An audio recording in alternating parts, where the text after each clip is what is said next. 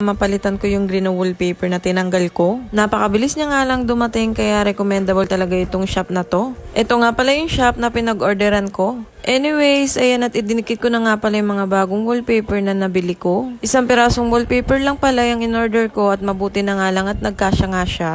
Muntikan pa nga hindi magkasya at ginawan ko nga lang pala ng paraan. Sa mga oras pa lang yan ay malapit na ngang matapos magdikit ng wallpaper ang mari nyo. Ganito nga pala yung ginawa ko para nga maiba naman yung style niya. Unang kabit ko nga ay manipis nga lang ang ginawa ko, ngayon nga ay kinapalan ko na nga siya. Mas maganda na nga siyang tingnan ngayon at hindi nga katulad nung una kong dinikit. Hindi pa nga siya ganun katapos pero nakikita ko na nga na magiging maganda yung outcome niya. Yung wallpaper nga pala na dinidikit ko ngayon ay mga rita-rita so nga lang pala yan. Sayang kasi kung itatapon ko nga lang siya, pwede ko pa naman siyang magamit. May isang buong wallpaper pa naman natira, ayun nga yung ikinabit ko dun sa may pader sa may CR. Hinayang na kasi akong mabawasan siya dahil ibang cut nga yung gagawin ko. Kaya ayan at pinagtyagaan ko na nga lang palang gamitin itong mga tira-tirang wallpaper. Nanyo mga mare at seryosong-seryoso nga ako magkabit ng wallpaper dyan. Pinapantay ko kasi yung pagkakabit nga ng wallpaper para nga maganda siyang tingnan. Sanay na talaga akong magkabit ng wallpaper kaya kahit mag-isa nga lang ako ay easy na nga para sa akin. Anyways, ayan at malapit na talaga akong matapos magdikit ng wallpaper